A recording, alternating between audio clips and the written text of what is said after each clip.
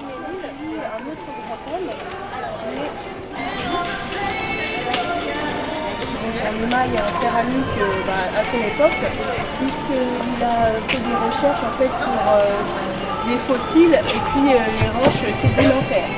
Alors lui donc il a connu, enfin il s'est converti au protestantisme assez tard, vers l'âge de 26 ans, et grâce à la Bible vernaculaire, il a pu même être prédicateur. Comme quoi n'importe qui en fait pouvait prêcher. Alors lui il était dans le sud de la France, et puis il a été remarqué par Catherine de Médicis, donc il est devenu un peu son artiste protégé. Et en fait c'est grâce à cette amitié qu'il va être sauvé à la Saint-Barthélemy, et en 1100, parce qu'il va être prévenu du seul lieu vraiment favorable aux protestants à cette époque. Alors il était déjà venu à Sedan, dans les années 1540, il avait déjà visité Givonne, Denis et Haraucourt, avec le maître des forges Guillaume Goffin. Alors il avait pu admirer aussi les roches sédimentaires dans les Ardennes. Alors il a décidé en fait de revenir ici justement pour la richesse aussi, de ce sol. Et donc en fait il va construire son atelier dans la route du Ménil. Alors on ne sait pas exactement où malheureusement. Voilà, mais en tout cas, donc son atelier, il va l'appeler Montagne. Alors ici, vous pouvez voir l'arrondi des maisons. Alors en fait, c'est parce que derrière, vous avez l'église Saint-Laurent. Alors c'est une église qui a, avec son cimetière en plus.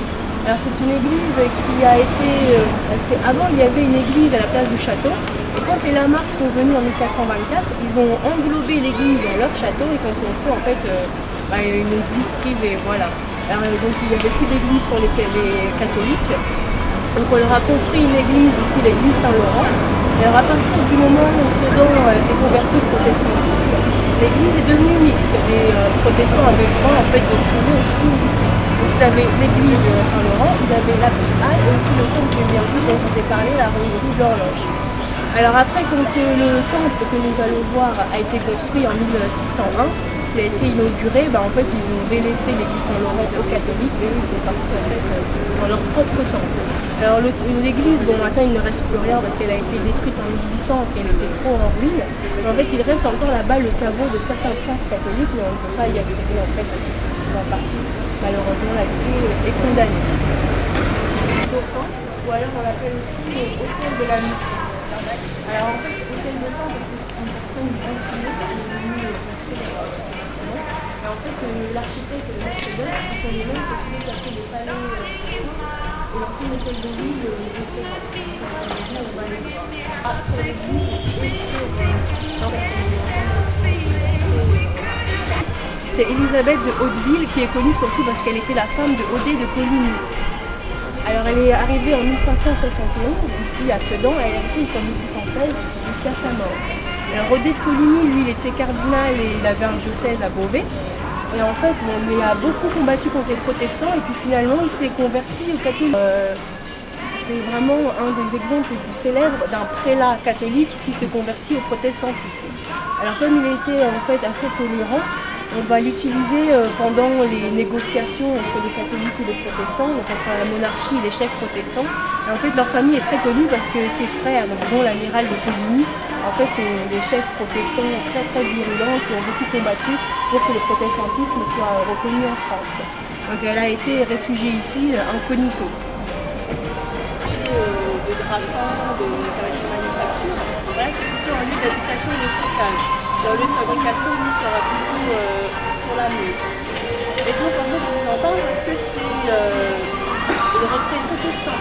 Alors, en fait, vous montrez que c'est une espèce de rivalité déjà économique, mais aussi religieuse. Ça a permis, en fait, vraiment à Sedan de se démarquer au niveau du drap. Et puis aussi au niveau de l'architecture. Parce qu'en fait, c'était à qui fera le plus d'étages, par exemple, à son habitation. Et donc, ce qui nous fait en fait qu'on a encore beaucoup de gros bâtiments comme ça. Donc là, ici, vous pouvez admirer la belle porte. Et puis, avant aussi, c'était un marécage. Et puis, Henri de la Tour d'Auvergne et sa première femme, Charlotte de la Marque, décident en fait de remblayer ce marécage à partir de 1593 pour pouvoir en faire passer en revue. Alors, ils vont remblayer ce terrain et ils vont en profiter aussi pour construire le premier. En vrai temple protestant à Sedan. Alors il était comme ça. Alors vous voyez, il faut 100 ans pour en fait avoir vraiment l'origine.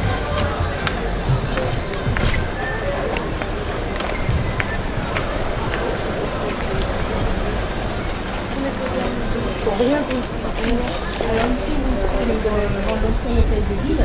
Alors vous pouvez remarquer, sous les fils électriques, la petite corniche à modillon, comme je vous avais montré à l'hôtel là-bas, qui est construit en 1612-1613 par Henri de la Tour d'Auvergne, qui en fait a voulu, donc on a vu, il a fait deux institutions scolaires. On a vu le temple, l'institution religieuse, et ici maintenant c'est l'institution politique. Alors donc c'était ici le conseil du souverain et le conseil des échevins, c'est-à-dire des conseillers municipaux. Alors ça a été aussi sur la tour, il fallait du certain tour de l'académie, car il n'y avait pas assez de place à l'académie protestante, vous savez que 6 mètres carrés pour 200 élèves, c'est vraiment très exigu. Et surtout, elle a accueilli la très très riche bibliothèque. En fait, c'est l'occasion de vous parler justement de ce fameux imprimeur. Alors, vraiment la première imprimerie à Sedan est arrivée en 1565. Et donc c'était porte du rivage. Là-bas, en perpendiculaire, vous avez la porte du rivage. Et donc c'est vraiment l'horloge. Alors, pour créer donc, son atelier. Et en fait, lui, il va être très innovateur parce qu'il va en fait créer deux nouveaux styles de caractère. Alors, il y a le premier style, le non pareil, et le deuxième style, la minuscule sudanaise. Alors, vous allez voir tout à l'heure une petite Bible qui va être écrite en minuscule sudanaise, limite il faudra une loupe pour pouvoir lire. Alors, il est aussi très célèbre parce qu'il a inventé les psautiers de Chignon.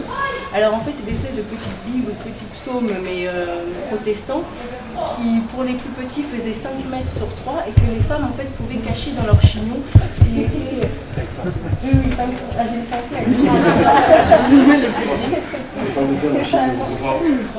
les 5 cm sur 3 qu'on pouvait en fait cacher dans le chignon, donc s'il était par exemple très pratique au moment de la persécution contre les protestants. Alors il va être très connu parce qu'il va beaucoup publier, donc que ce soit les travaux de l'académie, mais aussi de la pensée protestante ou théologique de l'époque, philosophique. Et puis il va aussi être marchand de livres. Et en 1642, au moment du rattachement de Sedan à la France, qui n'est plus indépendante, qui n'est plus une principauté, il va être appelé par Richelieu, et avec sa femme et son fils, ils vont jusqu'en 1664 continuer d'activité d'imprimeur. Alors il est très recherché par les bibliophiles, surtout pour les reliures et aussi évidemment pour les caractères qu'il a inventés. Et puis aussi tout à l'heure nous allons voir à la médiathèque les petites bibles de Chignon. Alors on va finir juste par la place Capelle avec la présentation de la foi et après on va se diriger vers la médiathèque.